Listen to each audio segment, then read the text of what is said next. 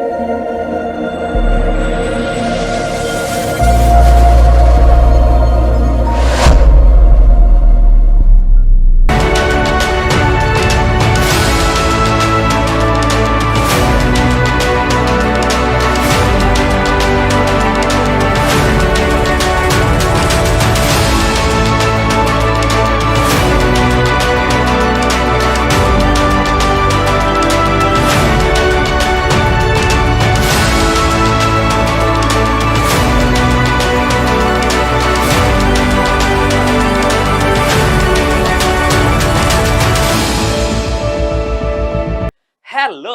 नमस्कार साथियों, स्वागत है आप सभी का इतिहास एकेडमी में। और दोस्तों, आज हम बात करेंगे नवपाषाण काल के बारे में। जी हाँ दोस्तों, आप सभी को मालूम है हमने प्रागैतिहासिक काल शुरू किया हुआ था और उसका पाठ आज है दोस्तों 4 नंबर पाठ के अंदर दोस्तों हम नवपाषाण काल को पढ़ेंगे। इससे पहले हम पुरापाषाण काल पढ़ चुके हैं। पुरापाषाण काल में भी हम निम्न पुरापाषाण काल, मध्य पुरापाषाण काल और उच्च पुरापाषाण काल को बहुत अच्छे से देख चुके हैं। उसके बाद में हमने मध्य पाषाण काल को पढ़ा दोस्तों, माइक्रोलिथ्स के बारे में जाना। और आज हम पढ़ेंगे दोस्तों नवपाषाण काल के बारे में। जी हाँ दोस्तों, चलिए, और थोड़ा सा इस लेक्चर में डिले हो गया, लेकिन दोस्तों आज इसी लेक्चर के साथ आपका पाषाण काल पूरा हो जाएगा। और दोस्तों लगभग लगभग 95% या फिर 99% मैं आपको कहता हूं कि इन पीपीटीज को आप अच्छे से पढ़ लीजिए दोस्तों। क्वेश्चंस लगभग 99% इसी में से आएंगे, क्योंकि बहुत ही मेहनत और शिद्दत से दोस्तों मैंने इसे बनाया है। बाकी सब आप जानते ही हैं। चलिए दोस्तों, तो आज हम बात करेंगे नवपाषाण काल की। देखिए दोस्तों, नवपाषाण काल का जो समय है वह अलग अलग जगह पर अलग अलग है। जैसा कि दक्षिण भारत में हम देखते हैं नवपाषाण काल बाद में आता है, ठीक है दोस्तों। तो अलग अलग टाइम पीरियड हमें देखने को मिलता है। नवपाषाण काल के अंदर हम देखते हैं दोस्तों एकदम से नवीन क्रांति देखने को मिलती है। वो कैसे गुरुजी? वो ऐसे दोस्तों, जो नवपाषाण काल में जो पत्थर के औजार और उपकरण बनने लगे, अब वो काफी पॉलिश्डदार, काफी अच्छे और काफी धारदार जो हथियार है वह बनने लगे। यानी कि पहले की तुलना में काफी ज्यादा इंप्रूवमेंट हुआ पत्थर के बने औजारों के अंदर, ठीक है। इसके अलावा अग्नि का बहुत ज्यादा प्रयोग होने लगा। इसके अलावा दोस्तों, जो कृषि और जो पशुपालन हम मध्य पाषाण काल के अंदर देख रहे थे, वह अब नवपाषाण काल के अंदर और ज्यादा होने लगा, है ना। पशुपालन तो हम पीछे देख ही रहे थे, है ना। कृषि और पशुपालन को और ज्यादा बढ़ावा मिला नवपाषाण काल के अंदर। यानी कि देखिए दोस्तों, धीरे धीरे जैसे मानव आगे बढ़ता जा रहा है, जैसे जैसे मानव आगे जा रहा है दोस्तों, वैसे वैसे दोस्तों वह अपना विकास करता जा रहा है। उसके मस्तिष्क का आयतन बढ़ता जा रहा है, वह चीजों को समझने में सक्षम होता जा रहा है और धीरे धीरे डेवलपमेंट हमें देखने को मिलता है, ठीक है दोस्तों। चलिए तो शुरू करते हैं नवपाषाण काल। आइए दोस्तों, देखिए, विश्व के अन्य भागों में नवपाषाण युग की शुरुआत 9000 ईसा पूर्व में मानी जाती है, ठीक है दोस्तों। लेकिन भारत में नवपाषाण युग की शुरुआत 4000 ईसा पूर्व में हुई। जैसा कि हम पीछे टाइम पीरियड भी देख चुके हैं दोस्तों, हम अच्छे से कालक्रम देख चुके हैं, कब तो पाषाण काल आया, कब मध्य पाषाण काल आया, कब अब हम पढ़ रहे हैं दोस्तों नवपाषाण काल। विश्व की तुलना में दोस्तों हिंदुस्तान में 4000 ईसा पूर्व के अंदर हमें देखने को मिलता है। लेकिन दोस्तों अपवाद भी यहां मौजूद है, बिल्कुल अपवाद भी मौजूद है। अपवाद स्वरूप मेहरगढ़ बलूचिस्तान का काल 7000 ईसा पूर्व का है। आपको पता है दोस्तों, मेहरगढ़ से दोस्तों हमें कृषि के साक्ष्य मिलते हैं, गेहूं के साक्ष्य मिलते हैं दोस्तों, ठीक है। तो ये नोट आप याद रखना।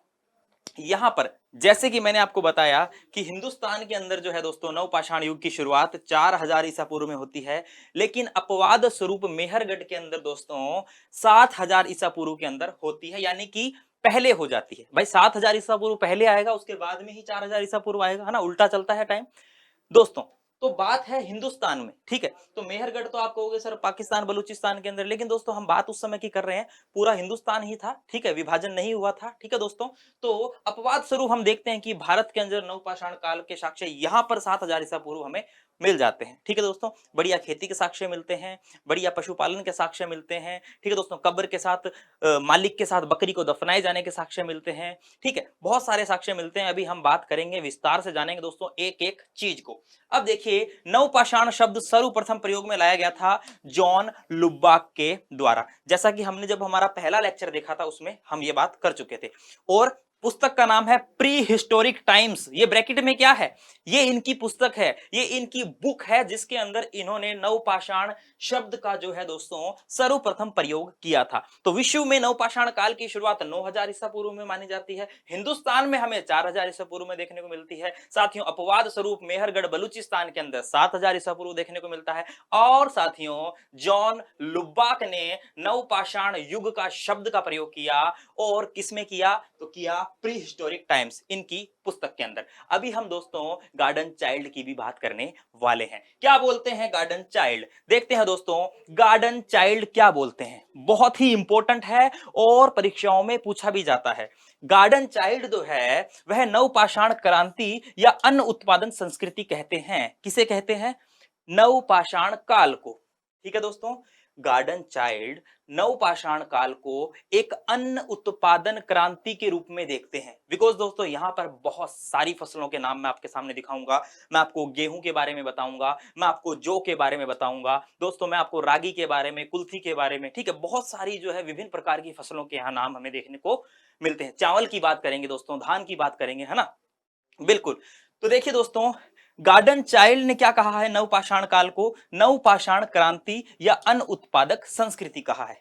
और यही लगे हाथ, क्या दोस्तों, लगे हाथ गार्डन चाइल्ड की कुछ बुक्स भी देख लेते हैं, क्योंकि एग्जाम में पूछी जाती है मेरे प्यारे बच्चों।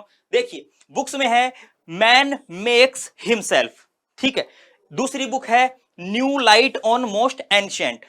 तीसरी बुक है the pre history of European society. ठीक है दोस्तों, तो गार्डन चाइल्ड ने क्या कहा, याद रखोगे। नवपाषाण शब्द किसने दिया, जॉन लुब्बाक ने, याद रखोगे। गार्डन चाइल्ड की पुस्तकों के नाम भी दोस्तों याद रखोगे। इसके अलावा एक और नाम है एंड्रयू शेराट। एंड्रयू शेराट ने नवपाषाण काल को क्या कहा मेरे प्यारे दोस्तों, तो उन्होंने कहा द्वितीयक उत्पादक क्रांति, द्वितीयक उत्पादक क्रांति का। ठीक है दोस्तों, यहां पर ये कह रहे हैं अन्न उत्पादन संस्कृति, ये कह रहे हैं द्वितीय उत्पादक क्रांति। एग्जाम में आ जाए, एज ए मिलान करो के रूप में आ जाए, तब भी गलती मत करना। और दोस्तों बाकी छोड़ो, आप गार्डन चाइल्ड का जरूर याद रखना। गार्डन चाइल्ड का दोस्तों आता ही है, हाल ही में अभी एमपेट का एग्जाम लगा था जोधपुर के अंदर दोस्तों, उसमें भी आया था। ठीक है, तो याद रखना, ये पूछते ही है, इसको स्टार लगा लेना, ये एग्जाम में आने के चांसेस रहते हैं। आपको पता होना चाहिए कि अन्न उत्पादक संस्कृति किसने कहा है, गार्डन चाइल्ड ने।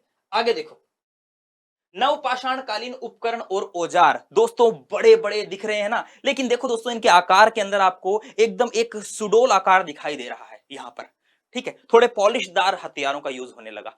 देखिए दोस्तों हम देखते हैं कि नवपाषाण युग में जिन पत्थर के बने उपकरणों का प्रयोग होता था, जिन पाषाण उपकरणों का प्रयोग होता था, उनमें कौन कौन से तो उपकरण शामिल थे। बिल्कुल, देखिए पालिशदार कुल्हाड़ी दोस्तों सबसे महत्वपूर्ण है, ये सबसे महत्वपूर्ण है। नवपाषाण काल का जो सबसे महत्वपूर्ण औजार है, सबसे महत्वपूर्ण पाषाण उपकरण है, वह कौन सा है, वह है ये। बाकी तो देखिए सेल्ट बसूले, ये कुछ हमें पीछे भी देखने को मिलते हैं। ठीक है, यहां पॉलिश्ड स्टोन एक्स, पॉलिशदार कुल्हाड़ी दोस्तों सबसे इंपॉर्टेंट है, याद रख लेना। इसके अलावा सेल्ट है, बसूले है, छेनी है, हथौड़ा हैमर, मूसल है, ठीक है, बाणाग्र है, ओखली है, आरिया है। ये कुछ महत्वपूर्ण पाषाण से बने उपकरण हमें देखने को मिलते हैं। ठीक है, जैसा कि हमने पूरा पाषाण काल में देखा दोस्तों चॉपर चॉपिंग के बारे में पढ़ा था, जैसे हमने मध्य पाषाण काल में देखा दोस्तों माइक्रोलिथ्स के बारे में देखा, जो कि 1 से 5 सेंटीमीटर छोटे छोटे सूक्ष्म पाषाण उपकरण या फिर लघु पाषाण उपकरण होते थे। वैसे ही अब हम यहाँ देख रहे हैं, ये इतने सारे नाम हैं, यहां पर आप ये महत्वपूर्ण रूप से याद रख लो। और आज वाले लेक्चर में दोस्तों बहुत सारी जगहों के नाम आएंगे, कंफ्यूज मत होना दोस्तों, एक बार दो बार दो तीन बार रिवाइज कर लेना, अच्छे से याद हो जाएंगे, कोई बड़ी बारी बात नहीं है।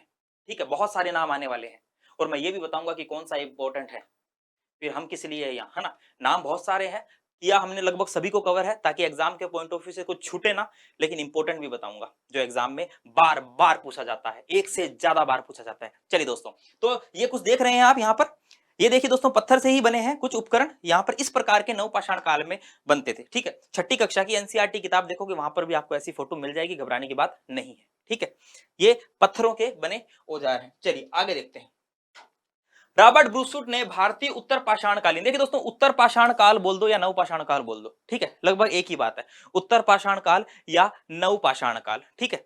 तो रॉबर्ट ब्रूसफुट ने भारतीय उत्तर पाषाण कालीन उपकरणों को 78 वर्गों में बांटा, यानी कि पीछे जो हमने उपकरण देखे, इतने सारे सेल्ट देखे, वसूले देखे, बाणाक देखे, मूसल देखे, पालिशदार कुल्हाड़ी देखी, हैमर देखे, सब कुछ दोस्तों यहां पर रॉबर्ट ब्रूसफुट क्या कर रहे हैं, 78 वर्गों में बांट रहे हैं। याद रखना, सीधा सीधा फैक्चुअल क्वेश्चन आता है, कितने वर्गों में बांटा, याद रखना दोस्तों, याद रखना, ठीक है।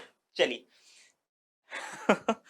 घबराओ मत, है ना, गुस्सा नहीं कर रहा मैं, आपको ऐसा लग रहा है गुस्सा कर रहा हूं थोड़ा। इसके बाद मेरी एक नेक्स्ट क्लास और है दोस्तों, इसलिए थोड़ा जल्दी जल्दी मैं सोच रहा हूं, जल्दी जल्दी, लेकिन दोस्तों एकदम रोचक तरीके से, क्वालिटी में कोई कमी नहीं होगी, लेट जरूर हो रहा हूं लेकिन क्वालिटी में कोई कमी नहीं होगी, बिल्कुल अच्छे से पढ़ा के जाऊंगा। ये चीजें मैं आपको पहले भी बता चुका हूं, है ना। तो 78 वर्गों में बांटा है। इनमें से सर्वाधिक प्राप्त उपकरण पॉलिशदार कुल्हाड़ी या सेल्ट है। मैं पीछे बता चुका हूं आपको, पॉलिशदार कुल्हाड़ी बहुत इंपॉर्टेंट है, ठीक है। इसके अलावा सेल्ट भी। पॉलिशदार कुल्हाड़ी या सेल्ट का प्रयोग जंगली जमीन को कृषि योग्य बनाए जाने में किया जाता था। भाई घास फूस उग रही है, खरपतवार उग रही है, उनको काटो, झाड़ो, साफ करो और खेती करो। अभी भी हम क्या करते हैं भाई, खेतों के अंदर करते हैं ना, साफ सफाई करते ही हैं, एक फसल उगने के बाद में फिर वापस से खरपतवार आ जाती है और वो जो है मुख्य फसल को उगने नहीं देती है। खरपतवार की जो ग्रोथ है वो बहुत जल्दी होती है, आप देखो कांटे झाड़ियां, गांव में रहते हो आप, वो बहुत जल्दी ग्रोथ कर जाते हैं, और जो मुख्य फसल है वो बेचारी धीरे धीरे धीरे धीरे अपने मूड के हिसाब से उगती है, और ये उगने और नहीं देते। इसलिए दोस्तों खेत को साफ करना जरूरी है। तो देखिए यहाँ पर जो ये पॉलिशदार कुल्हाड़ी या सेल्ट का यूज होता था दोस्तों, ये जंगली जमीन को कृषि योग्य बनाने के लिए किया जाता था, ठीक है। सीधी सी बात है, सामान्य सी बात है, कोई इसके अंदर रॉकेट साइंस नहीं है। देखिए नवपाषाण युग के लोगों द्वारा व्यवहार में लाई गई कुल्हाड़ी के आधार पर इन्हें 3 वर्गों में वर्गीकृत किया गया, यानी कि इन्होंने कुल्हाड़ी का यूज किया तो इनको 3 अलग अलग भागों में बांट दिया। 3 अलग अलग भागों में क्यों बांटा, क्योंकि दोस्तों इन्होंने जो कुल्हाड़ी, अलग अलग क्षेत्रों में अलग अलग प्रकार की कुल्हाड़ियों का यूज किया गया था। कैसे, आओ देखते हैं। आइए देखिए, जैसा कि उत्तर पश्चिम एरिया की बात करें, हिंदुस्तान में उत्तर पश्चिम की बात करें, तो वक्रदार वाली आयताकार कुल्हाड़ियों का प्रयोग हुआ। उत्तर पश्चिम में कैसी कुल्हाड़ी का प्रयोग किया, वक्रधार वाली आयताकार कुल्हाड़ी, ठीक है। उत्तर पश्चिम, ये सारा ही उत्तर पश्चिम लिखा हुआ आ गया दोस्तों, ये ऐसे नहीं आएगा, ठीक है। तो दोस्तों देखिए, अलग अलग समूह के जो लोग हैं वो अलग अलग प्रकार की कुल्हाड़ियों को यूज करते थे। देखिए जैसे कि उत्तर पश्चिम के अंदर दोस्तों कैसी कुल्हाड़ियों का यूज होता था, वृत्ताकार वाली, वक्रधार वाली, आयताकार कुल्हाड़ियों का समूह का प्रयोग, यानी कि वक्रधार वाली आयताकार कुल्हाड़ियों का प्रयोग होता था दोस्तों कहां पर, उत्तर पश्चिम समूह में। उसके अलावा दूसरा उत्तर पश्चिम, ये उत्तर पूर्व है, ठीक है दोस्तों, इसको उत्तर पूर्व कर लेना, ठीक है, उत्तर पूर्व, ठीक है। यहां पर बाई मिस्टेक इसमें भी देखो उत्तर पश्चिम लिख दिया, इसको कर लेना दक्षिणी समूह, इसको कर लेना क्या, दक्षिणी समूह, ठीक है। अब देखो उत्तर पश्चिम समूह में वक्रधार वाली आयताकार कुल्हाड़ियों का प्रयोग किया जाता था, ठीक है। इसके अलावा उत्तर पूर्व समूह में पालिशदार कुल्हाड़ियां जिनमें आयताकार दस्ता लगा होता था उसका प्रयोग किया जाता था। इसके अलावा दक्षिणी समूह में नुकीले हत्थे व अंडाकार बंगलों युक्त कुल्हाड़ियों का प्रयोग किया जाता था। कुल मिला के दोस्तों ये चीज अगर आपको याद नहीं भी रहे ना तो भी कोई इतनी बड़ी बात नहीं है, बस आपको ये याद होना चाहिए कि यहाँ पर पालिशदार कुल्हाड़ी का बहुत ज्यादा प्रयोग किया जाता था, ठीक है। ये बात आप याद रखना। आगे देखिए दोस्तों, नवपाषाण काल के उपकरणों का संबंध कृषि तथा बढ़ईगिरी से था, ठीक है दोस्तों। तो ये उपकरण किस में काम आते थे, कृषि के काम आते थे, ठीक है, बढ़ईगिरी का काम इसमें हो जाता था। इसके अलावा दोस्तों छोटा मोटा शिकार करने के भी काम में आ जाते थे, ठीक है, याद रखना। चलिए नेक्स्ट देखते हैं, आ जाइए। नवपाषाण कालीन स्थल की खोज। अब हम देखते हैं कि नवपाषाण कालीन स्थल की खोज कैसे होती है। देखिए दोस्तों 1842 ईस्वी में कर्नाटक के लिंगसुगुर से नवपाषाण कालीन कुठार खोजा गया। कुठार यानी हस्तकुठार, हैंड एक्स खोजा गया था। देखिए दोस्तों हिंदुस्तान में अगर सर्वप्रथम किसी उपकरण की खोज होती तो नवपाषाण कालीन उपकरण ही है 1842 में, क्योंकि देखिए दोस्तों हम मद्रास के पलवरम में देखते हैं, है ना, वो तो बहुत बाद में रॉबर्ट ब्रूसफुट जो खोज करता है वो तो इसके बाद में होती है, ठीक है। यानी कि सबसे पहले तो कौन सा हो रहा है, सबसे पहले तो नवपाषाण कालीन ही हमें मिल रहा है उपकरण, ठीक है। 1860 ईस्वी में ले मैसूरिये ने इलाहाबाद में स्थित टोंस नदी घाटी में पॉलिशदार सेल्ट प्राप्त कर सर्वप्रथम नवपाषाण स्थल की खोज की थी, ठीक है। ये तो क्या हो गया दोस्तों, यहां पर तो एक उपकरण मिला, 1842 में तो एक उपकरण मिला था, लेकिन यहां 1860 में पूरे स्थल की खोज हुई नवपाषाणिक, ठीक है।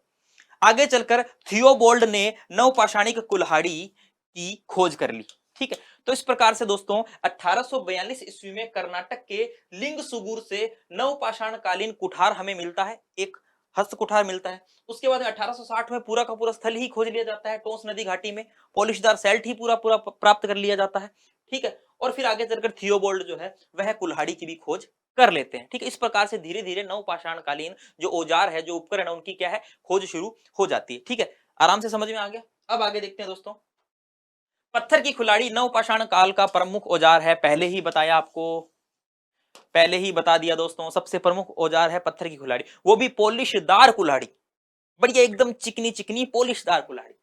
इस काल को पॉलिश किए हुए उपकरणों की संस्कृति भी कहते हैं, बिकॉज दोस्तों यहां पर जो औजार मिले वो एकदम पॉलिशदार औजार मिले, चाहे वो कुल्हाड़ी हो चाहे वो सेल्ट हो पॉलिशदार। दोस्तों पॉलिश किए हुए उपकरणों की वजह से ही तो है पॉलिश किए उपकरणों की संस्कृति, पॉलिश्ड स्टोन कल्चर भी कह देते हैं।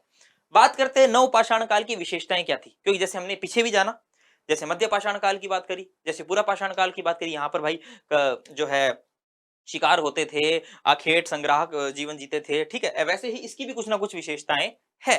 क्या विशेषताएं, देखिए, एक तो मृद भांड का आविष्कार हुआ, यहाँ पर डोरी और रस्सी छाप, रस्सी के निशान वाले जैसे कुछ मृद भांड हमें देखने को मिलते हैं, अभी हम बात करेंगे। कोल्डीहवा एक जगह है दोस्तों उत्तर प्रदेश के अंदर, वहां से बहुत सारे मृद भांड मिले इस प्रकार के।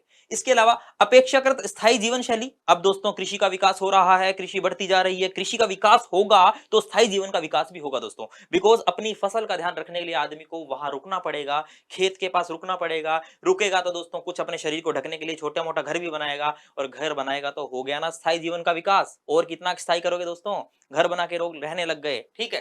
लघु तथा आत्मनिर्भर गांव का विकास, इसी प्रकार दोस्तों बसावट शुरू हुई, क्षेत्रीय भावना का विकास हुआ, और छोटे छोटे छोटे छोटे गांव, जैसे हम गांव में ढाणियां बोल देते हैं, वैसे विकसित होने लगी। और लिंग पर आधारित श्रम विभाजन, और उसके बाद में दोस्तों सभी जो है अपने अपने काम को जो बांट लेते हैं, कोई खेती करता है, कोई शिकार करता है, लिंग पर आधारित श्रम विभाजन भी शुरू हो गया। ये थी नवपाषाणकालीन विशेषताएं। अगर क्वेश्चन आ जाए कि निम्नलिखित में से कौन सी नवपाषाणकालीन विशेषता है या विशेषता नहीं है, तीन इनमें से नाम दे दे, एक कुछ अलग दे दे, या फिर यूं दे दे यहाँ पर कि स्थायी जीवन का अभाव दे दे, तो दोस्तों वो गलत हो जाएगा। यहाँ पर तो स्थायी जीवन था, हम देख रहे हैं, ठीक है।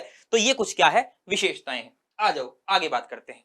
नवपाषाण कालीन मानव की मुख्य उपलब्धियां, भाई यहाँ के मानव ने क्या क्या अपॉर्चुनिटी, हम कह सकते हैं क्या क्या उपलब्धियां हासिल करी, ठीक है, क्या क्या अचीवमेंट्स यहाँ के मानव ने किए। तो देखते हैं, जानवर को पालतू बनाने की जो प्रक्रिया, देखिए जानवर को पालतू बनाना मध्य पाषाण काल में भी शुरू हो गया था, मध्य पाषाण काल में भी शुरू हो गया था जानवर को पालतू बनाना। हमने कुत्ते को पालतू बनाया था मध्य पाषाण काल में, कुत्ते को पालतू बनाया था, लेकिन वो प्रक्रिया अब यहां जाके और तीव्र हो जाएगी।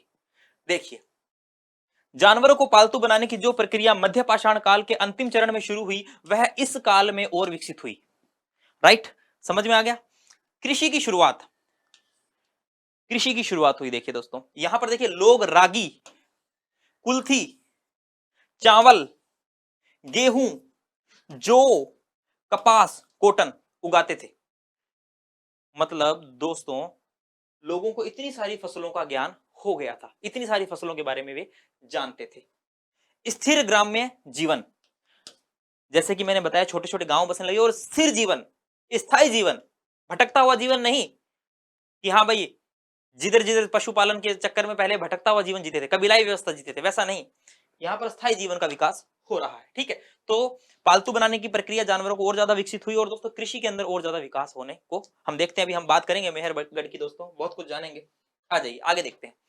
कुंभकारी को के साक्ष्य नवपाषाण काल में मिलते हैं, जिसमें हाथों के स्थान पर मृद भांड निर्माण, कुम्हार के चाक का प्रयोग होने लगा। यानी कि देखिए दोस्तों, कुम्हार के पहले क्या हाथों से जो है मृद भांड का निर्माण किया जाता था, यानी कि मिट्टी से बने बर्तन, ठीक है। मिट्टी से बने बर्तन जो है दोस्तों पहले हाथों से बनाए जाते थे। वहीं दोस्तों नवपाषाण काल के अंदर कुंभकारी की जानकारी हमें मिलती है, यानी कि कुम्हार के चाक पर जो है दोस्तों मृद भांड बनाए जाने लगे। इन मृद भांडों में पॉलिशदार काला मृद भांड, ब्लैक बर्निश्ड वेयर, है ना, वेयर है ये, ठीक है, ब्लैक बर्निश्ड वेयर, ठीक है, पॉलिशदार, देखो पॉलिश्ड होगा ये, है ना, यानी कि ब्लैक पॉलिश्ड वेयर बोल दो, ठीक है। तो पॉलिशदार, इसके अलावा घूसर मृदभांड, ग्रे वेयर, इसके अलावा मंद वर्ण मृदभांड, मैट इंप्रेस्ड वेयर शामिल है, ठीक है दोस्तों। तो इसको हटा दो ऐसे, रुकिए एक मिनट। क्या हो गया, ये रहा इरेजर, बिल्कुल। चलिए चलिए चलिए चलिए, बिल्कुल। तो देखिए दोस्तों, यहां पर कुम्हार के चाक से बने हुए मृदभांड हमें मिले, इसके अलावा देखिए दोस्तों पॉलिशदार काला मृदबाण हमें देखने को मिलता है। इसके अलावा दोस्तों घुसर मृदबाण देखने को मिलते हैं। इसके अलावा मंदवर्ण मृदबाण मैट इंप्रेस्ड वेयर हमें देखने को मिलता है। ठीक है दोस्तों, बिल्कुल याद रखना। इसके अलावा नवपाषाण काल में कृषि की सर्वप्रथम शुरुआत हुई और इस काल की सबसे बड़ी खोज गेहूं मानी जाती है। गेहूं के साक्ष्य अभी हम मेहरगढ़ की बात करेंगे दोस्तों। ठीक है, कृषि की शुरुआत होती है और गेहूं जो है सबसे इंपॉर्टेंट जो है दोस्तों माना जाता है। ठीक है दोस्तों, याद रखना। चलिए आगे चलते हैं। आगे देखिए नवपाषाण कालीन महत्वपूर्ण स्थल व प्राप्त साक्ष्य। देखिए दोस्तों दो तीन चीजें तो याद रख ही लेना इनके बारे में, बिकॉज छठी कक्षा के हमारा अतीत है एक किताब, छठी कक्षा की एनसीईआरटी किताब है, उसके अंदर भी कुछ साक्ष्य हमें मिले हैं, वो भी मैं इसमें लिख लाया हूं, कुछ नहीं छोड़ा है दोस्तों। छठी कक्षा की किताब भी लिख ली है। ठीक है, और बहुत सारी किताबें 3 4 5 7 किताबों को पढ़ पढ़ के दोस्तों मेहरगढ़ को कंप्लीट कर लिया है। ठीक है, कुछ इक्का दुक्का रह जाए तो बात अलग है, लगभग सब कुछ कवर कर लिया। चलिए देखते हैं। मेहरगढ़ की बात करें, पाकिस्तान के बलूचिस्तान प्रांत के कोची के मैदान या कच्ची के मैदान में प्रवाहित होने वाली बोलन नदी घाटी में स्थित है, यानी कि ये इसकी स्थिति है पाकिस्तान के अंदर, बलूचिस्तान में, इतना याद रख सकते हैं। 1974 ईस्वी में फ्रांसीसी पुरातत्वविदों ने के एक दल ने जीन फ्रांकाइस जोरिज है ना, जीन फ्रांकोइस जोरिज जो है दोस्तों ने के निर्देशन में मेहरगढ़ की खुदाई शुरू होती है। मेहरगढ़ कहां पर है दोस्तों? पाकिस्तान बलूचिस्तान के अंदर है। ठीक है, 1974 में फ्रांसीसी पुरातत्वविद जीन फ्रांकोइस जॉर्जिस जो है दोस्तों उसके निर्देशन में मेहरगढ़ की क्या होती है? खुदाई शुरू होती है। ठीक है, बलूचिस्तान का अन्न भंडार भी कह देते हैं मेहरगढ़ को, और रोटी की टोकरी भी कह देते हैं। ये वेरी इंपॉर्टेंट है, एग्जाम में आ जाए कि भाई साहब बलूचिस्तान की रोटी की टोकरी या बलूचिस्तान का अन्न भंडार कौन सा है, तो दोस्तों क्या है? मेहरगढ़ है। ठीक है, कृषि के प्राचीनतम साक्ष्य, कृषि के भाई प्राचीनतम साक्ष्य मिलते हैं लगभग 7000 ईसा पूर्व।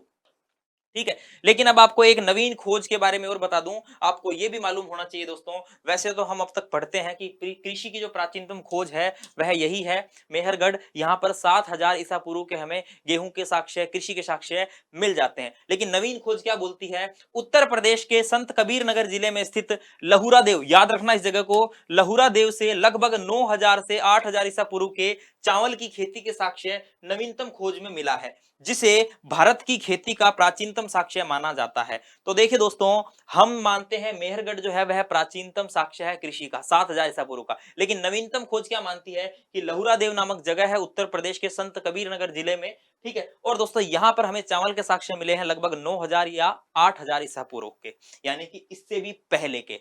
ठीक है, तो ये भी एक बात आप याद रखना। इसके अलावा मेहरगढ़ में गेहूं, जौ, कपास की खेती व पशुपालन के साक्ष्य भी मिलते हैं। ठीक है, कृषि होती थी, पशुपालन भी होता था। ठीक है दोस्तों, आइए आगे हम देखते हैं कुछ मेहरगढ़ के बारे में। संभवतः, यानी कि हम जान रहे हैं कि यहां मेहरगढ़ में जो चीजें होती थी संभवतः वो उन्होंने हड़प्पा वासियों से सीखी होगी। ठीक है, हड़प्पा वासियों ने इनसे सीखी होगी, यानी कि देखिए संभवतः हड़प्पा संस्कृति के लोगों ने गेहूं, जौ तथा कपास की खेती का ज्ञान मेहरगढ़ स्थल के पूर्वजों से लिया होगा। मेहरगढ़ लगभग 7000 ईसा पूर्व की है और हम यहाँ पे हड़प्पा देखते हैं लगभग 2500 ईसा पूर्व की। कार्बन डेटिंग पद्धति से 2350 से 1750 ईसा पूर्व के अंदर हम हड़प्पा सभ्यता देखते हैं। तो दोस्तों ऐसा माना गया है कि हड़प्पा वासियों को भी जो कृषि का ज्ञान था, जो फसलें उगाने का ज्ञान था, वह इन्होंने हो सकता है मेहरगढ़ वालों से ही सीखा हो, अपने पूर्वजों से ही सीखा हो। ऐसा संभवतः हो सकता है, यहाँ पर संभावना व्यक्त की गई है, संभवतः हो सकता है। मेहरगढ़ से पहले कपास के साक्ष्य विश्व में कहीं नहीं मिले हैं दोस्तों, याद रखना। मेहरगढ़ में ही दोस्तों पूरे विश्व में सर्वप्रथम कपास के साक्ष्य मिलते हैं, कपास, कॉटन। ठीक है, भारतीय उपमहाद्वीप में प्राचीनतम नवपाषाणिक बस्ती मेहरगढ़ थी। ठीक है दोस्तों, ये भी याद रखना। हंसिया के प्रयोग के प्राचीनतम उदाहरण मेहरगढ़ से मिलते हैं। अब हम एक के बाद चीजें देखेंगे कि मेहरगढ़ से क्या क्या मिलता है, उसमें जो जो चीजें इंपॉर्टेंट होगी वो मैं आपको बता दूंगा। देखिए दोस्तों, कुम्हार के चाक पर तैयार मिट्टी का बर्तन इंपॉर्टेंट है। मेहरगढ़ से तांबे के प्रयोग के प्राचीनतम प्रमाण मिलते हैं। हस्त निर्मित विस्तृत केश सज्जा इस वाली स्त्री मरण मूर्ति तथा हड्डियों से निर्मित सुई व सुआ की प्राप्ति। ठीक है, हड्डियों से निर्मित जो है सुई वगैरह और भी बहुत सारी जगहों से मिले हैं। चिरान से भी हड्डियों से निर्मित बहुत सारे उपकरण मिलते हैं। बिहार के अंदर है चिरान, नवपाषाणिक स्थल है, अभी हम बात करेंगे। पालतू भैंस के प्राचीनतम साक्ष्य याद रख लेना, इंपॉर्टेंट है। कारीगर की कब्र, शंख के आभूषण, बर्तन पकाने की विशाल भट्टियां। यहां पर आपको एक तो कुम्हार का चाक याद रखना है। ठीक है दोस्तों, एक भैंस वाला याद रख लेना, बाकी नजर सब पे डाल लेना, मोटे मोटे बता रहा हूं। इससे पीछे हमने कुछ पढ़ा क्या? इससे पीछे दोस्तों कपास के साक्ष्य का याद रख लेना। ठीक है, चलिए स्टार लगा रखा है, आगे देखते हैं, नेक्स्ट अन्नागार के साक्ष्य। ठीक है, ये सबसे महत्वपूर्ण है। मालिक के साथ बकरी को दफनाने के साक्ष्य मिलते हैं। दोस्तों महत्वपूर्ण है, छठी कक्षा की किताब में फोटो भी दे रखी है, मैं भी लेके आया हूं फोटो, डोंट वरी, ये महत्वपूर्ण है, ठीक है, याद रखना। इसके अलावा कच्ची ईंटों के से सिगार के आकार के अंगीठियों के साक्ष्य मिले हैं। इसके अलावा चकमक पत्थर, फ्लिंट पर आधारित प्रस्तर उद्योग के साक्ष्य मिलते हैं, यानी कि पत्थरों, जो पत्थर है दोस्तों, पत्थर उद्योग के साक्ष्य भी मिलते हैं। इसके अलावा सिगार आकार की कुछ अंगीठियां मिलती है हमें। इसके अलावा ये इंपॉर्टेंट चीज है क्या, मालिक के साथ बकरी को दफनाने के साक्ष्य। देखते हैं हम अभी आगे, देखो ये दोस्तों मेहरगढ़ की कब्र का चित्र है, दिख रहा है क्या आपको स्पष्ट? देखिए दोस्तों यहां पर एक स्कल दिखेगा, स्कल यानी हड्डी का ढांचा दिखेगा, ये कैसे सो रहा है, और इस तरफ जो है दोस्तों ये देखिए बकरियों के है, ये जो दिख रहे हैं ना, ये बकरी के हड्डी के है ना, तो यानी कि ये बकरियां है और ये मालिक के साथ दफनाई गई। ऐसा सोचा जाता होगा कि भाई पुनर्जन्म, या फिर हम कहते हैं मृत्यु के बाद के जीवन में जो लोग विश्वास रखते हैं, वो लोग ऐसी चीजें जो है अक्सर दफना दिया करते हैं डेड बॉडी के साथ। कुछ आभूषण दफना देते हैं, कुछ बर्तन रख देते हैं कि भाई बाद में भूख लगेगी तो कुछ खा भी लेगा, ठीक है। उनको ये नहीं पता मरने के बाद भूख लगेगी, वो वैसे घर के अंदर वैसे ही खा लेगा, ठीक है, और दिख जाए तो आदमी वैसे पसीने छूट जाए, है ना। लेकिन चलो ठीक है, जो भी है यार सभ्यताएं हैं, जो भी है, ये बकरियों को दफना देते, भाई दूध पी लेगा, है ना, भाई चाय बनानी हुई तो दूध निकाल लेगा बकरी का, कुछ भी सोच के रख देगा। रोपड़ के अंदर कुत्ते को दफनाया गया मालिक के साथ, आगे बुर्ज होम में भी हम देखेंगे मालिक के साथ कुत्ते को दफनाया गया। सोचा होगा कि भाई रखवाली करेगा, इसका ध्यान रखेगा, कुछ तो सोच के दफनाया गया होगा। यानी कि सीधी सी बात है, मृत्यु के बाद वाले जीवन में विश्वास यहाँ के लोग रखते हैं, तभी ऐसे काम होते हैं। इसके अलावा दोस्तों मेहरगढ़ के घर का चित्र है, यहाँ से ऐसे घर बने हैं, ठीक है। ये देखिए छोटे छोटे कमरे हैं दोस्तों, जो कॉम्पिटिशन की तैयारी करने वाले बच्चे रहते हैं ना 10 बाई 10 के कमरे में, ये उससे भी छोटा है शायद, या फिर उतना ही होगा लगभग, है ना। तो ये छोटे छोटे कमरे इस प्रकार के जो है दोस्तों घर बना करते थे मेहरगढ़ के अंदर। एक चित्र के माध्यम से थोड़ा समझाने का प्रयास किया गया, देख लेना। आगे देखते हैं कश्मीर के नवपाषाणकालीन स्थल। अभी हमने देखा दोस्तों मेहरगढ़ पाकिस्तान बलूचिस्तान का, अब हम कश्मीर का देखते हैं। कश्मीर का क्या देखेंगे दोस्तों, देखिए कश्मीर में एक तो बुर्ज होम इंपोर्टेंट है, गुफ कराल इंपोर्टेंट है, ये दो जो लाल किए ये वेरी इंपोर्टेंट जगह है, वेरी इंपोर्टेंट, अभी विस्तार से जानेंगे। इसके अलावा और जगह है हरी परी गोम, जय देवी उदर, पंजगोम, बजटाल, इसके अलावा मारतंड, ये और अन्य स्थल है। लेकिन महत्वपूर्ण कौन कौन से हैं, बुर्ज होम और गुफकराल। बुर्ज होम और गुफकराल दोस्तों बहुत ज्यादा महत्वपूर्ण है, यहां से बहुत सारे साक्ष्य मिलते हैं। फिर भी अगर एग्जाम में आ जाए कि ये स्थल, सीधा ही पूछ लेगा एग्जाम में, अगर सिंपल ही पूछना होगा दोस्तों, सीधा पूछ लेगा कि हरिपरी गोम एक नवपाषाणकालीन स्थल है, कहां पर स्थित है। हरिपरी गोम एक नवपाषाणकालीन स्थल है, कहां पर स्थित है, सीधा पूछ लेगा। तो दोस्तों सीधा जब पूछ लिया जाएगा तो आपको पता होना चाहिए कि भाई ये जो जगह है ये कश्मीर में। बाकी मोटा मोटा अगर एक्स्ट्रा कुछ डीपली कुछ पूछेगा तो बुर्ज होम और गुफकराल के बारे में पूछेगा, ठीक है। जो गर्तावास मिले हैं, गड्ढों के अंदर यहाँ के लोग रहते थे, उसकी बात हम करेंगे, वो ज्यादा पूछते हैं यहाँ से। करेवा क्या होता है, एक दोस्तों एक शब्दावली है दोस्तों, याद रखना, इंपॉर्टेंट है। क्या है भाई ये करेवा, कश्मीर घाटी की एक विशाल झील की तली पर स्थित इन नवपाषाणिक अवशेषों को करेवा कहते थे। यानी कि दोस्तों जो कश्मीर की घाटी में जो नवपाषाणिक जो हमें उपकरण मिलते हैं, ठीक है, उनको क्या कह देते हैं, उनको करेवा कह देते हैं। कश्मीर घाटी की एक विशाल झील की तली पर, यानी कि विशाल झील की तली पर हमें बहुत सारे नवपाषाणकालीन जो है दोस्तों साक्ष्य मिलते हैं, इनको क्या कह देते हैं, करेवा कहा जाता है। सीधा सीधा याद रख लेना, एग्जाम में आ जाए तो याद रख लेना, ठीक है, नई चीज है ये। और देखते हैं दोस्तों बुर्ज होम। अब देखिए बुर्ज होम के बारे में, बुर्ज होम और गुफकराल दोनों इंपॉर्टेंट है, देखते हैं बुर्ज होम के बारे में, आ जाइए। शाब्दिक अर्थ है प्लेस ऑफ ब्रिच ट्री, यानी कि भुर्ज वृक्ष। भुर्ज वृक्ष क्या होता है गुरुजी, दोस्तों पहले जो है दोस्तों पांड्य लिपियों को लिखने के लिए पेड़ की छाल के ऊपर लिखने का काम किया जाता था। पहले कागज नहीं था, कागज का आविष्कार तो बाद में होता है ना, कागज चाइना के अंदर हम देखते हैं, लेकिन पहले कागज नहीं होता, तब हम कहाँ लिखते थे, हम लिखते थे दोस्तों पेड़ की छाल के ऊपर। और पेड़ की जो छाल दोस्तों, भुर्ज वृक्ष होता था एक, भुर्ज वृक्ष, उसका जो हम कहते तना है, उस तने से दोस्तों कुछ वो निकलता था, उसकी खाल निकलती थी, वो इतनी एकदम कपड़े की तरह सॉफ्ट होती, कागज की तरह सॉफ्ट होती थी। अभी दिखाऊंगा, लेके आया हूं मैं दोस्तों, दिखाऊंगा, अभी रुक जाओ एक बार, समझ लो, ठीक है। तो ये भुर्ज का स्थान, यानी कि यहाँ पर बुर्ज के वृक्ष होते हैं, पीस ऑफ ब्रिच ट्री, इसलिए इसका नाम पड़ गया बुर्ज होम। खोजकर्ता कौन है, एच.डी. टेरा है और टी.टी. पीटरसन है, 1935 में खोज की थी। और कब्र में दोस्तों पालतू कुत्तों और भेड़ियों को मालिक के शव के साथ दफनाया जाता था, ठीक है दोस्तों, ये बस वही बात है, अगले जीवन में भी, मृत्यु के बाद में जीवन में विश्वास करते थे, सेम बात है, याद रखना, ये इंपॉर्टेंट चीज है, ठीक है। अब देखते हैं दोस्तों आगे बुर्ज होम के बारे में। खुरदरे घुसर मृदभांड जो है दोस्तों, उनका उपयोग यहां पर होता था। छिद्रयुक्त हार्वेस्टर, गंडासा जिसे बोलते हैं, एक घड़े पर सींग वाले देवता का चित्र बुर्ज होम से मिला है। इसके अलावा कोटदीजी में लोकप्रिय, यानी कि दोस्तों ये एक घड़े पर सींग वाले देवता का चित्र दोस्तों कहां से मिला है, बुर्ज होम से मिला है। ऐसा का ऐसा ही चित्र कहां पर लोकप्रिय था, कोटदीजी, ये हड़प्पा सभ्यता का स्थल है कोट दीजी, ऐसा कैसा यहां पर भी लोकप्रिय था और ये यहां पर भी मिला। इसमें इंपॉर्टेंट क्या है, ये वाला कि सींग वाला देवता वाला, ये इंपॉर्टेंट याद रखना। यहां से गर्तावास आवासीय गड्ढों के साक्ष्य मिले हैं जो आकार में गोलाकार थे, वेरी वेरी इंपॉर्टेंट। कश्मीर से प्राप्त नवपाषाणकालीन स्थलों की महत्वपूर्ण विशेषता ही यही है, गर्तावास गड्ढे यहां की महत्वपूर्ण विशेषता है। चाहे हम यहां की बात करें, चाहे आगे गुफकराल की बात करूंगा, वहां पर भी हमें ऐसे कुछ साक्ष्य मिल जाते हैं। ठीक है दोस्तों, चलिए आगे देखते हैं। भोजपत्र, ये भुज वृक्ष क्या होता है, ये मैं लेकर आया हूं। ये मैंने बहुत पहले मेरे टेलीग्राम ग्रुप में डाला था। टेलीग्राम ग्रुप जो है दोस्तों, उसका नाम है इतिहास अकेडमी। ठीक है, ऐसे गोला सा होगा, क्या नाम है, इतिहास अकेडमी, याद रखना। ठीक है, और इंग्लिश में है इतिहास अकेडमी। ठीक है, टेलीग्राम पे जाके अगर लिंक से नहीं खुले तो सीधा टेलीग्राम पर जाकर सर्च करना इतिहास अकेडमी, ऐसा आएगा। नीचे शॉर्ट में लिखा होगा इतिहास अकेडमी, ऐसा ई और ए लिखा होगा ब्राउन कलर का, और आग सी जल रही होगी दोस्तों, धधकती हुई ज्वाला आपको दिखेगी। ठीक है, 1000 से भी ज्यादा लोग वहां हमसे जुड़े हुए हैं दोस्तों। वहां पर मैंने ये पोस्ट डाली थी, तो मैंने सोचा भाई क्यों मैं फोटो डाउनलोड करूं और क्यों मैं करूं, मेरे ऑलरेडी मेरी पोस्ट बनी हुई थी, इसमें आपको थोड़ा और जानने को मिलेगा। देखिए दोस्तों, वैज्ञानिक नाम है इसका बेतुला यूटिलिस भुर्ज वृक्ष, संस्कृत नाम है भुर्ज वृक्ष।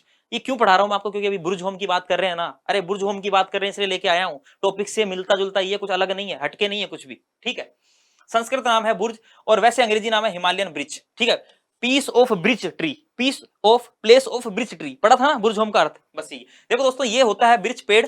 ठीक है, इसकी खाल ऐसे उतरती है, ऐसे उतर के फोल्ड हो जाती है, और दोस्तों बाद में इनको ऐसे सीधे सीधे से काट लिया जाता है, और इसके ऊपर फिर लिखो आराम से, पत्थर लिखो, कोई भी पत्थर लिखो, किसी को इंप्रेस करने, कुछ भी लिखो, मतलब ये काम आता था लिखने के, पांडुलिपियां लिखने के, पहले जब कागज नहीं था। ठीक है, देखिए नेट के अंदर आया हुआ है, एनटीए यूजीसी नेट दिसंबर 2015 में पूछा गया, क्या पूछा गया, भारत में भोजपत्र का प्राचीनतम साक्ष्य श्रृंगेरपुर उत्तर प्रदेश में पाया गया है। क्वेश्चन था कि कहां पर पाया गया है, तो दोस्तों वो कहां पर पाया गया है, श्रृंगेरपुर उत्तर प्रदेश में। लगे हाथ ये जानकारी भी जान लो, थोड़ा सा भोजपत्र के बारे में जान लो। भोजपत्र का नाम आते ही उन प्राचीन पांडुलिपियों का विचार आता है जिन्हें भोजपत्रों पर लिखा गया। कागज की खोज से पूर्व हमारे देश में लिखने का काम भोजपत्र पर किया जाता था। इसका छाल सफेद रंग का होता था, जो प्राचीन काल में ग्रंथों की रचना के लिए उपयोग में आती थी। कालिदास ने भी अपनी कृतियों में भोजपत्र का उल्लेख कई स्थानों पर किया है। तो दोस्तों ये लाने का उद्देश्य क्या था, ये लाने का उद्देश्य यही था, क्या उद्देश्य था, यही उद्देश्य था दोस्तों कि आपको भुर्ज वृक्ष के बारे में पता चल जाए, क्योंकि अपने इतिहास से जुड़ा हुआ ही है ना बच्चों। ठीक है, चलो आगे बात करते हैं। नेक्स्ट आ जाओ भाई, यहां से बोले तो वहां से बुर्ज होम से, यहां से बोले तो बुर्ज होम से, यहां से विकसित अस्थि औजार उद्योग भी प्राप्त हुआ है। बारहसिंगा के सींग से बने औजार भी बनते थे। ठीक है, बाकी यहां पर आपको इंपॉर्टेंट याद रखना है गर्तावासों के बारे में। ठीक है, और एक जो कुत्ते और भेड़िए जो साथ दफनाए गए थे उनके बारे में याद रखना है। दूसरा महत्वपूर्ण स्थल आ गया गुफकराल। गुफकराल, गुफकराल का शाब्दिक अर्थ है कुम्हार की गुफा। उत्खनन किसने किया, एके शर्मा ने 1981 में किया। यहां से तांबे के हेयर पिन मिली है, ये चहुंदड़ो में भी मिलती है। चहुंदड़ो दोस्तों सिंधु नदी के तट पर स्थित एक सिंधु घाटी सभ्यता का एक स्थल है पाकिस्तान के अंदर, और यहां से दोस्तों लिपस्टिक भी मिलती है। अभी हम जब बात करेंगे हड़प्पा सभ्यता की, तो आपको पता होना चाहिए चहुंदड़ों से लिपस्टिक के साक्ष्य मिले, और चहुंदड़ों से ऐसी तांबे की हेयर पिन भी मिली है, और वैसी की वैसी गुफकराल से भी मिली है। ठीक है, हड्डी की सुइयों से वस्त्र सिलाई की जानकारी मिलती है। ठीक है, यानी कि हड्डी की सुई यहां पर भी मिली है, इससे पीछे भी हमने देखा था, यहां पर भी मिली है।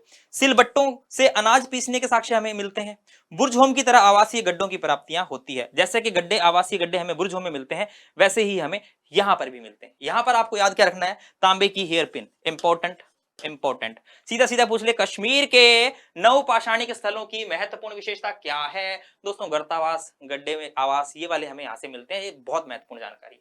चलिए आगे देखो, यव यानी जो, यव यानी जो, वैदिक काल में जो को यव कहते थे, जो से बना दलिया को यवांगू कहते थे। ठीक है दोस्तों, यव गेहूं एवं दाल के अवशेष हमको गुफकराल से मिलते हैं। दरी की छाप वाले हस्त निर्मित मर्दभांड है ना, जैसे कि मर्दभांड मिट्टी के बर्तन जिन पे छाप लगी होती है, दरी जैसी डोरी जैसी छाप होती है, वो मिले हैं। तीराग्र व छिद्र वाली सुई के साक्ष्य मिले हैं। ठीक है, घूसर श्यामवर्णी रक्तवर्णी चाक निर्मित मर्दभांड से मर्दभांड जो है वो हमें यहाँ से मिलते हैं।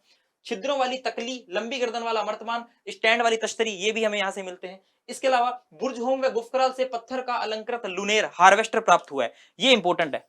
पत्थर का हार्वेस्ट हमें दोनों ही जगह से मिलता है। बाकी देखिए दोस्तों, ये सामान्य चीजें हैं, ये और भी अन्य जगहों पर भी मिली है ना।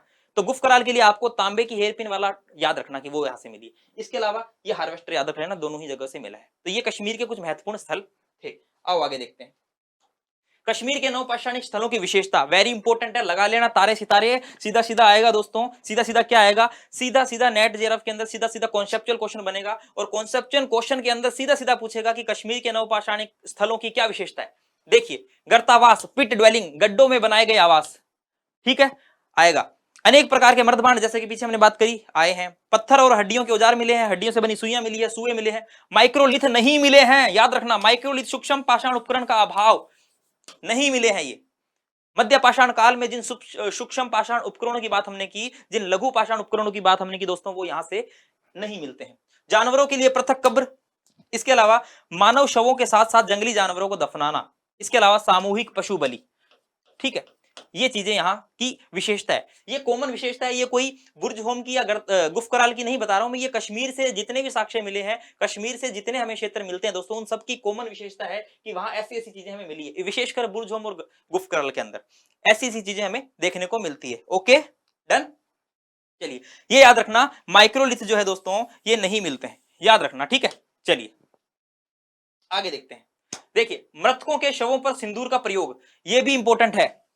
और 12 सिंगा के सिंगों से बने उपकरण, देखिए दोस्तों, इनमें बहुत सारी चीजें तो एग्जाम में आई नहीं हुई, जैसे ये हो गया, आई नहीं है। लेकिन दोस्तों ऐसा तो नहीं है ना कि नया प्रश्न बनेगा ही नहीं, भाई हर बार नए प्रश्न बनते हैं, ठीक है ना। आपको लग रहा होगा सर इतनी सारी चीजें कैसे याद रखेंगे, लेकिन दोस्तों देखिए, आप नजरों से निकालते जाइए, एक बार प्यार से इत्मीनान से पढ़ते जाइए, सारी चीजें याद हो जाएगी यार, सब चीजें याद हो जाएगी, क्वेश्चन गलत नहीं होगा, थोड़ा समझने की कोशिश कीजिए। अब ये चीजें नहीं पूछी गई तो डेफिनेटली अब यही पूछेगा एग्जामिनर, जो सारी चीजें पूछ ली बार बार क्यों पूछेगा, लोगों ने याद कर रखी है, रट रखी है, दिमाग में घोट रखा है दोस्तों।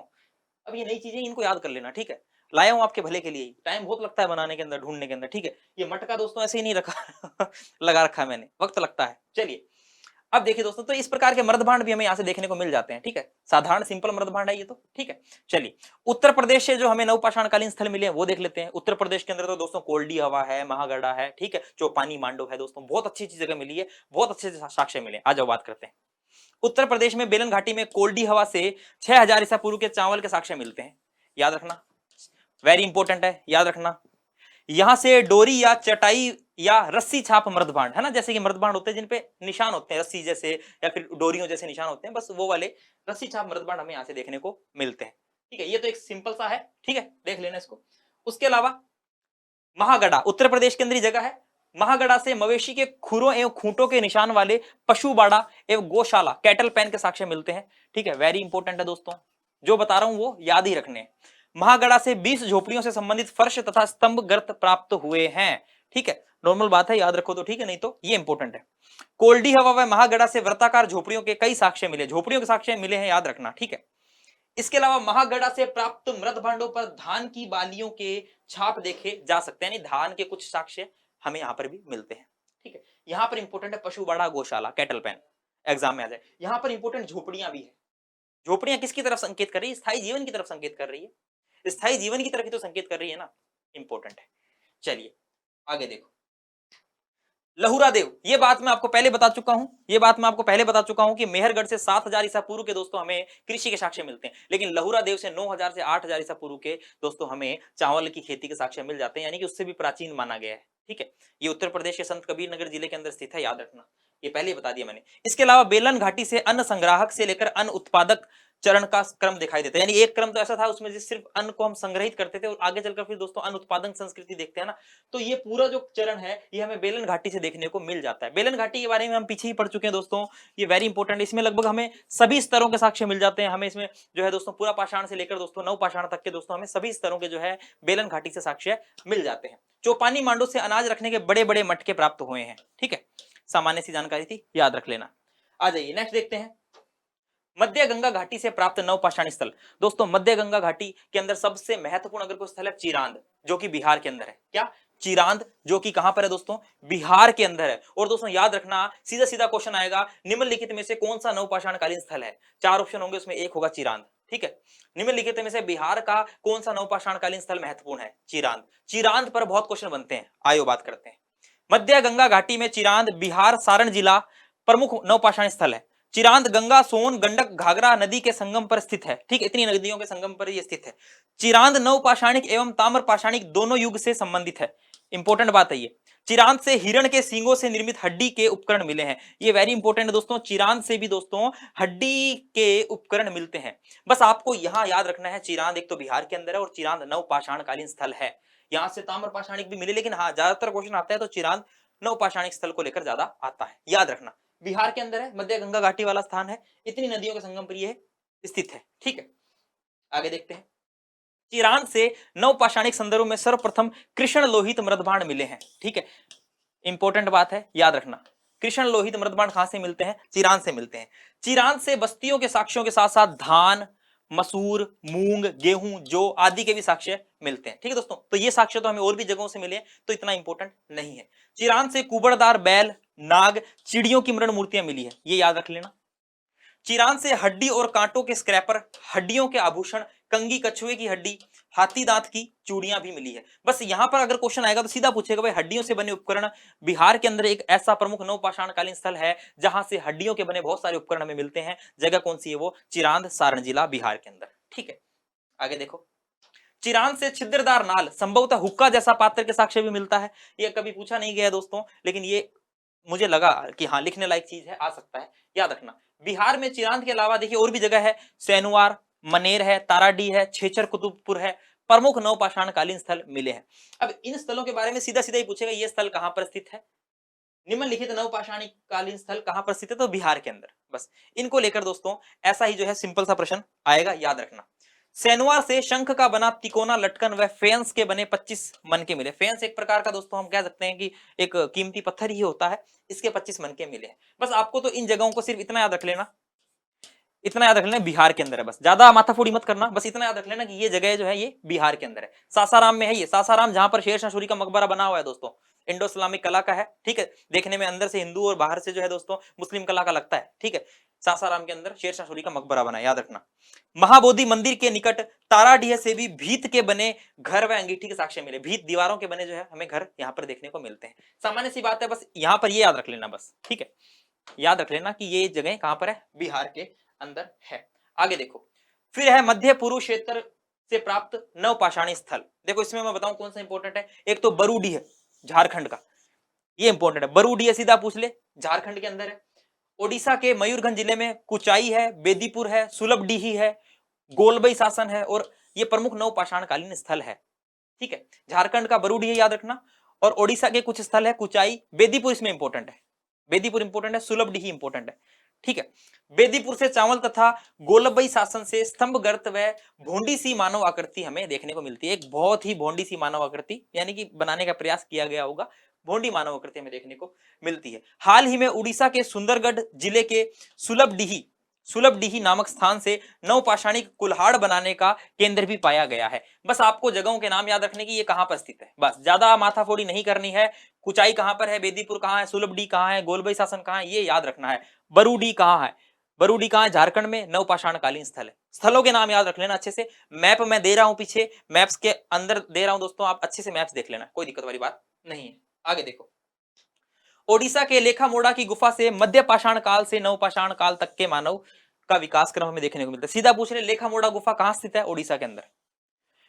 इसके अलावा पूर्वोत्तर भारत से प्राप्त नवपाषाणिक स्थल, पूर्वोत्तर भारत की बात करेंगे दोस्तों, पूर्वोत्तर भारत की बात करेंगे तो 1867 में जॉन लुबाक ने असम की ब्रह्मपुत्र नदी घाटी में नवपाषाण उपकरणों की खोज की थी, जॉन लुबाक ने। और जॉन लुबाक ने ही दोस्तों अपनी पुस्तक के अंदर नाम दिया था नवपाषाणिक, शुरू शुरू में हम पढ़ चुके हैं। ठीक है, यहां से प्रमुख स्थलों में दाउजली हेडिंग, सरुतरु और मारकडोला है। अब इसमें दाउजली हेडिंग्स बहुत इंपॉर्टेंट है, ये आसाम के अंदर है। दाउजली हेडिंग बहुत इंपॉर्टेंट है दोस्तों, ये छठी कक्षा की किताब में मेंशन किया गया नाम है, पूछा जा सकता है दाउजली हेडिंग्स कहां है। अभी तक तो कोई एग्जाम में मुझे नहीं लगता आया भी होगा, तो मेरी नजर में तो अभी तक नहीं आया है, पूछा जा सकता है, बिकॉज छठी कक्षा की किताब में दे रखा है। देखना नक्शा, नक्शा देखना दोस्तों, वहां पूर्वोत्तर के अंदर दाउजली हेडिंग्स दिया होगा, आसाम के अंदर। ठीक है, तो ये महत्वपूर्ण जगह है नवपाषाणकालीन। सीधा पूछे दाउजली हेडिंग किस काल से संबंधित है? नवपाषाण काल से संबंधित है। कहां पर है? ठीक है, आराम से आप पूर्वोत्तर के अंदर इसको कर सकते हो। झूम कृषि यहां नवपाषाण कालीन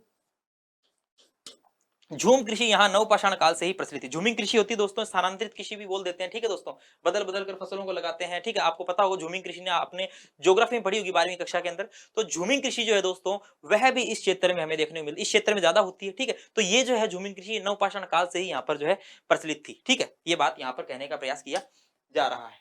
आगे देखते हैं। गुवाहाटी के अंबारी, मेघालय के सेलनगिरी से सूक्ष्म पाषाण उपकरण भी मिलते हैं, ठीक है, सामान्य बात है, याद रख लेना।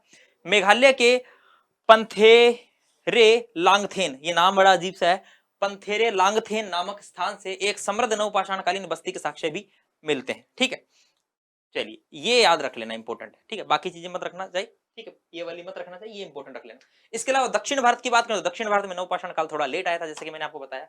दक्षिण भारत से प्राप्त नवपाषाण कालीन स्थल, दक्षिण भारत से नवपाषाणिक संस्कृति की कला विधि 2900 ईसा पूर्व से लगभग 1000 ईसा पूर्व तक मानी गई है। यानी कि देखिए हमारी तो इंडस वैली सिविलाइजेशन भी खत्म होकर वैदिक काल शुरू हो गया दोस्तों, 1500 से शुरू हो चुका था, 1500 से लेकर 1000 ईसा पूर्व तक ऋग्वैदिक काल होता है, फिर 1000 से ईसा पूर्व से लेकर 600 ईसा पूर्व तक जो है उत्तर वैदिक काल चलता है। तो ये यहाँ तक हमें यहाँ पर नवपाषाण काल को देखने मिल रहा है। दक्षिण भारत में मैंने बताया थोड़ा लेट आता है टाइम पीरियड, हाँ, विश्व के अंदर 9000 ईसा पूर्व देख रहे हैं, भारत में 4000 ईसा पूर्व देख रहे हैं, दक्षिण भारत में 2900 ईसा पूर्व के आसपास देख रहे हैं, याद रखना समय अलग अलग है। आइए आगे देखते हैं। सर्वप्रथम दक्षिण भारत में ही नवपाषाणिक पालिशदार कुल्हाड़ी 1842 में कर्नाटक के लुंगसुगुर से मिली थी। ये बात मैं आपको बता चुका हूं, पहले भी कर चुके हैं ये बात हम, है ना। दक्षिण भारत की नवपाषाणकालीन संस्कृति महाराष्ट्र की ताम्रपाषाणिक जोरवे संस्कृति से प्रभावित थी। एक हम संस्कृति देखते हैं जोरवे संस्कृति, जो कि ग्रामीण संस्कृति थी। जोरवे संस्कृति दोस्तों एक प्रकार से क्या है, ग्रामीण कल्चर है, महाराष्ट्र की है। भले ही जोरवे संस्कृति ग्रामीण थी, लेकिन इसकी कुछ बस्तियां जो है वो, जैसे कि इनाम गांव है, देमाबाद है दोस्तों, इसकी कुछ बस्तियां शहरीकरण के क्रम के अंदर पहुंचने वाली थी, यानी कि लगभग शहरीकरण के क्रम तक आ गई थी। भले ही जोरवे संस्कृति जो है ग्रामीण संस्कृति थी। आपको यहाँ पर याद ये रखना है कि जोरवे संस्कृति एक ग्रामीण संस्कृति है, ठीक है, ताम्रपाषाणिक संस्कृतियां लगभग ग्रामीण संस्कृतियां होती है, ठीक है। तो दक्षिण भारत की नवपाषाणिक संस्कृतियां जो थी वो महाराष्ट्र की जोरवे संस्कृति से प्रभावित थी, ऐसा माना जाता है, ठीक है। दक्षिण भारत में नवपाषाण काल की उगाई गई पहली फसल मिलेट थी, मिलेट यानी रागी थी। इसके अलावा कुल्थी व रागी, ये दो प्रमुख फसलें थी दक्षिण भारत के अंदर नवपाषाण काल में, है ना। पहली फसल मिलेट मानी जाती है, बाकी ये दो फसलें जो है दोस्तों ये प्रमुख थी, ठीक है। आइए आगे देखते हैं। कर्नाटक के अंदर देखें तो दोस्तों कर्नाटक में मास्की है, पिकली हल है, ब्रह्मगिरी है, संगनकल्लू है, हल्लूर है, टेकलकोट है, वाटगल है, बुदी हल है, टी नरसीपुर, ये प्रमुख स्थल है। कर्नाटक से प्राप्त स्थलों पे याद रखना दोस्तों, राख के टीले, राख के भस्म टीले बहुत महत्वपूर्ण है, नवपाषाणकालीन स्थल में पूछता है तो वहां पे कर्नाटक और कुछ आंध्र प्रदेश के स्थल देता है, याद रखना। अभी हम बात करेंगे। आंध्र प्रदेश के अंदर नागार्जुन कोंड है, उतनूर है, पलवाय है, संगनपल्ली है, पेन्नार घाटी है। इसके अलावा तमिलनाडु में पेयमपल्ली है। इसके अलावा टेकलकोटा कर्नाटक में पत्थर के वर्गाकार मकान तथा सोने की कान की लटकन बालियां हमें प्राप्त होती है। कर्नाटक में आपको स्थल याद रखना, देखिए दोस्तों मास्की, मास्की से आपको पता है अशोक के अभिलेख मिले जिसमें अशोक का नाम अशोक दिया गया है, जिसमें अशोक का अशोक नाम मिलता है, ठीक है। मास्की, गुजरा, नेत्तूर, उडेगोलम, ये चार जगह थी ना जिसमें अशोक के नाम अशोक मिलते हैं, उसमें मास्की भी है, देखिए दोस्तों कर्नाटक के अंदर है, ठीक है। मास्की है, पिकली हल है, ब्रह्मगिरी है, संगनकुल्लू है, हल्लूर है, टेकलकोट है, वाटगल, ये कर्नाटक के स्थल है। आंध्र प्रदेश के नागार्जुन कोट, उतरूर, पलवाय, संगनपल्ली, ठीक है, ये आंध्र प्रदेश के हैं। तमिलनाडु के अंदर पेयमपल्ली घाटी है, याद रखना। इसके अलावा दोस्तों आगे देखते हैं। उत्तरी कर्नाटक के रायचूर जिले में स्थित वाटगल से सुपारी, सीप की लटकन, समाधि सामग्री में मृदभांड का प्रयोग आदि के साक्ष्य मिले। देखिए समाधि, समाधि के साथ जो है मृदभांड तो बहुत सी जगह हमें देखने मिलते हैं, लेकिन दोस्तों ये सुपारी के साक्ष्य इंपॉर्टेंट है, याद रख लेना। कहां से मिले हैं ये? सुपारी के वाटगल से मिले, ये याद रखना। इसके अलावा बुद्धिहाल, बुद्धिहाल भी कहां पर है? कर्नाटक में। सामूहिक बोझ गड्ढों, घरों में 10 शिशुओं के शव मिले हैं, इंपॉर्टेंट बात याद रखना। इसके अलावा दोस्तों संगनकल्लू कर्नाटक व नागार्जुनिकोडी आंध्र प्रदेश, आंध्र प्रदेश जो है दक्षिण भारत में सर्वप्रथम प्राप्त नवपाषाणकालीन स्थल है। ये बस याद रख लेना कि नवपाषाणकालीन स्थलों की सर्वप्रथम खोज हुई थी दक्षिण भारत के, ये दो स्थल सर्वप्रथम खोजे गए थे, संगनकल्लू कर्नाटक के अंदर है और नागार्जुनिकोंडा आंध्र प्रदेश के अंदर है, याद रखना, ठीक है। चलिए आगे देखते हैं दोस्तों। हल्लूर नवपाषाण काल एवं महापाषाण काल के मध्य के संक्रांति काल का प्रतिनिधित्व करता है, नॉर्मल बात है। ब्रह्मगिरी, संगनकल्लू तथा पिकली हल से स्थायी बस्तियों के साक्ष्य मिले हैं, ठीक है। दक्षिण भारतीय नवपाषाण युग के अध्ययन में जुड़े विषयों में सबसे महत्वपूर्ण, दोस्तों लगाओ लगाओ स्टार, सबसे महत्वपूर्ण है राख के टीले। एग्जाम में आता है सीधा सीधा, राख के टीले कहां से मिले, है ना, इनका अध्ययन किया था आगे चलकर रॉबर्ट ब्रूसफुट ने भी अध्ययन किया था, ठीक है दोस्तों। राख के टीले हैं, देखिए आंध्र प्रदेश के उतनूर तथा पलवाय व कर्नाटक के संगनकल्लू, पिकली हल, कुथगल, बुदिहाल एवं कोडेकल से राख के टीले मिले हैं। ये इतना इतना याद कर लेना, छाप लेना। आप सोच रहे होंगे यार क्या अजीबोगरीब नाम है दोस्तों, याद तो करने ही पड़ेंगे, क्या करें, पेपर में पूछते हैं, क्या करें, कोई जड़ी बूटी मेरे पास होती तो घोट के पिला देता आपको, है ना, याद तो करने पड़ेंगे। ठीक है, राग के टीले कहां कहां से मिले, याद कर लेना। नेक्स्ट देखो, देखिए टीजे न्यूबोल्ड द्वारा पुथगल से सर्वप्रथम राग के टीले उत्खनित किए गए, परंतु रॉबर्ट ब्रूसफुट ने पहली बार राग के इन टीलों का संबंध नवपाषाणकालीन संस्कृति के साथ जोड़ा था। भाई इन राग के टीलों को नवपाषाणकालीन संस्कृति के साथ किसने जोड़ा था दोस्तों, तो रॉबर्ट ब्रूसफुट का नाम आता है, याद रखना। ठीक है, ये बात हो गई। आगे देखते हैं नेक्स्ट, अन्य महत्वपूर्ण तथ्य, यानी कि दोस्तों कुछ और भी जगह हैं जो कि नवपाषाण काल से संबंधित है, सीधा एग्जाम में पूछ रहे हैं कि ये जगह कहां पर स्थित है, तो आपको याद होनी चाहिए। देख लो, लोएबन और अलीग्राम स्वात घाटी के प्रमुख नवपाषाणकालीन स्थल है। इसके अलावा क्वेटा घाटी के किले गुल मोहम्मद और दम्ब सादात प्रमुख नवपाषाणिक स्थल है। यहां से कच्ची बेग मृत भांड की प्राप्ति होती है, कच्ची बेग नामक स्थान से जो है दोस्तों मृत भांडों की प्राप्तियां होती है। मुंडीगाग से कुबड़दार बैल की मरण मूर्ति मिली है। मुंडीगाग दोस्तों अफगानिस्तान में है। ठीक है, ये स्वात घाटी दोस्तों हम देखते हैं पाकिस्तान के आसपास, है ना। तो ये कुछ जो है दोस्तों स्थल है जो कि नवपाषाण काल से संबंधित है, देख लेना। हाँ, गोमल नदी घाटी से डेरा इस्माइल खान, गुमला और रहमान डेरी प्रमुख स्थल हमें नवपाषाणकालीन स्थल देखने को मिलते हैं। इसके अलावा गुमला में विशाल सामुदायिक चूल्हे मिले हैं। ठीक है, इसके अलावा सराय खोला से भी नवपाषाणिक उपकरण मिले हैं। तो ये कुछ अन्य जगह थी जहां से दोस्तों नवपाषाणकालीन हमें साक्ष्य मिलते हैं। एक शब्द है सूंग, क्या है ये, यमुनानगर हरियाणा। सूंग जो है दोस्तों कहां पर है, यमुनानगर हरियाणा में है। नवपाषाणिक स्थल से पक्की मिट्टी की एक पट्टिका मिली है जिस पर एक बच्चा वर्ण लिखते हुए अंकित किया गया। ये वेरी इंपॉर्टेंट लगा इसलिए मैंने इसको लास्ट में ऐड कर दिया, ये अन्य महत्वपूर्ण में ऐड कर दिया, याद रखना। सूंग जो है दोस्तों ये हरियाणा के अंदर है, यमुनानगर में, और यहां से दोस्तों जो है पक्की मिट्टी की एक पट्टिका मिली है जिस पर एक बच्चा दोस्तों वर्ण लिखते हुए अंकित किया गया है। ठीक है, पढ़ रहा है, पढ़ने वाला बच्चा है, समझदार आपकी तरह, है ना। तो दोस्तों ये साक्ष्य मिला है। इसके अलावा आपके लिए मैंने मैप भी इसमें ऐड किया है, आप मैप में देख लेना दोस्तों। आंध्र प्रदेश की कुछ जगह है, नागार्जुन कोंड है, उतनूर है, पलवाय है, संगनपल्ली है। ठीक है दोस्तों, झारखंड के अंदर बरूडी है। इसके अलावा दोस्तों यहाँ पर जो है मयूरगंज है, कुचाई है, बेदीपुर है। ठीक है, और सुलभडीही है। ठीक है, उड़ीसा के अंदर। इसके अलावा दोस्तों मास्की है, पिकलीहल है, संगनकल्लू है, हल्लूर है, टेकलकोट है, कर्नाटक के अंदर। ठीक है, इसके अलावा दोस्तों कश्मीर के अंदर बुर्जहोम है, गुफकराल है, बजटाल है, हरिपरी गोम है। ठीक, याद रखना। बिहार के अंदर चिरान, सेनुअर, मनेर इंपॉर्टेंट है। इसके अलावा उत्तर प्रदेश में बेलन घाटी है, कोल्डी हवा है, महगा है, लोहरा देव है और चौपानी मांडो है। इसके अलावा दोस्तों मेहरगढ़ दोस्तों बलूचिस्तान के अंदर मेहरगढ़ है। ये कुछ प्रमुख जो है नवपाषाणिक स्थल हैं। ठीक है दोस्तों, अब बात यह है दोस्तों कि आज थोड़ा समय की थोड़ी कमी थी, इस वजह से दोस्तों इस लेक्चर को मैंने थोड़ा स्पीडली करवाया है। लेकिन देखिए इसमें जो है चीजें, जो मेन जो चीजें थी, जो पाषाण काल की मेन जो जड़ों के अंदर जो चीजें थी, जो समझने वाली चीजें थी, वो पिछले लेक्चर में मैं बहुत अच्छे से आपको समझा चुका हूं। मैं आपको अच्छे से दोस्तों समझा चुका हूं कि क्या तो पेबुल होते थे, क्या चॉपर और चॉपिंग होते थे, उन्हीं को भी हमने यहाँ देखा। वही चॉपर और चॉपिंग, वही पेबुल जो पहले बेढंगे होते थे, वही नवपाषाण काल के अंदर थोड़े सुडोल हो गए, थोड़े अच्छे हो गए, थोड़े पॉलिशदार हो गए, है ना। ये सारी चीजें हम समझ चुके हैं और दोस्तों मुझे नहीं लगता कि आपको कोई दिक्कत होगी। हाँ, थोड़ी चीजें ज्यादा है, याद करने वाली चीजें ज्यादा है, एक दो बार बार बार पढ़ोगे तो याद हो जाएगी। और आपको ये जो पीपीटी है टेलीग्राम पर मिल जाएगी दोस्तों, टेलीग्राम चैनल को ज्वाइन कर लेना। चलिए तो अब मिलते हैं नेक्स्ट क्लास के अंदर, तब तक के लिए जय हिंद, जय भारत, धन्यवाद। Please like and subscribe to our YouTube channel and press the bell icon to never miss new video updates.